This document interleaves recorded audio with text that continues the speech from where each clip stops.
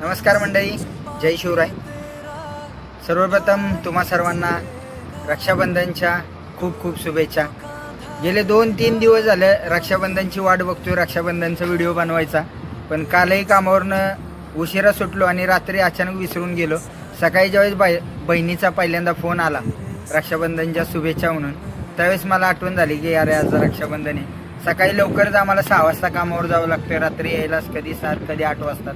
त्यामुळे काल व्हिडिओ नाही बनवता आला. तर ज्या ठिकाणी आम्ही नेदरलँडमध्ये काम करतो, हा बाजूलाच समुद्र आहे पूर्ण, आणि या समुद्राच्या बाजूलाच आपली कन्स्ट्रक्शनची साईड चालली, जिथं या समुद्रातून जे क्रूड ऑइल येतं, कच्चं ऑइल, ते आतमध्ये हीट एक्सचेंजर असेल किंवा अदर काय ज्या इक्विपमेंट आहेत त्यामध्ये फिल्टर करून पेट्रोल वेगळं, डिझेल वेगळं, केरोसिन वेगळं असं सगळं सेपरेट केलं जातं या साईटवर.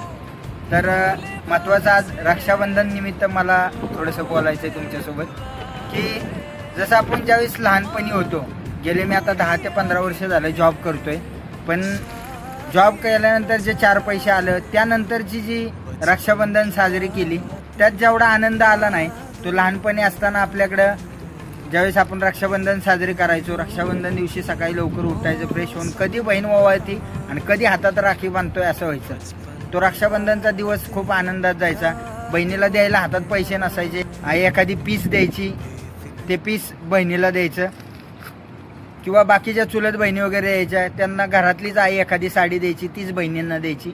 पण त्यामध्ये जेवढं प्रेम होतं, आनंद होतं, ते आज ह्या धावपळीच्या युगात थोडंसं कमी झालेलं आपल्याला दिसतंय. लहानपणीचा एक मला किस्सा आठवतो की ज्यावेळेस रक्षाबंधन झाल्यानंतर दुसऱ्या दिवशी शाळेत जायचो, त्यावेळेस मी वडिलांचे, चुलत्यांचे जेवढ्या काय राख्या असतील संपूर्ण हात भरून राख्या बांधायचो. त्यावेळेस असं वाटायचं की जेवढे जास्त राख्या, जेवढे जास्त बहिणी आहेत तेवढे जास्त राख्या, असं 4 मुलांना दाखवायला ते खूप भारी वाटायचं. आणि तो बालपणीचा आनंदच वेगळा होता एक रक्षाबंधनचा. तर मला असं वाटतं आज धावपळीच्या युगात प्रत्येकजण आपापल्या आयुष्यात बिझी झालाय, तरीसुद्धा हे नात्यातले बंध कमी नाहीत झालेले. प्रत्येकानं आपापल्या बहिणीवर, भावावर चांगला जीव लावावा, अडीअडचणीत एकमेकांच्या उभं राहावं.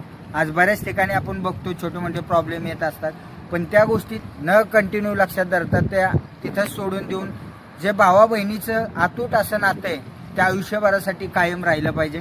ह्याच तुम्हा सर्वांना रक्षाबंधन निमित्त खूप खूप शुभेच्छा.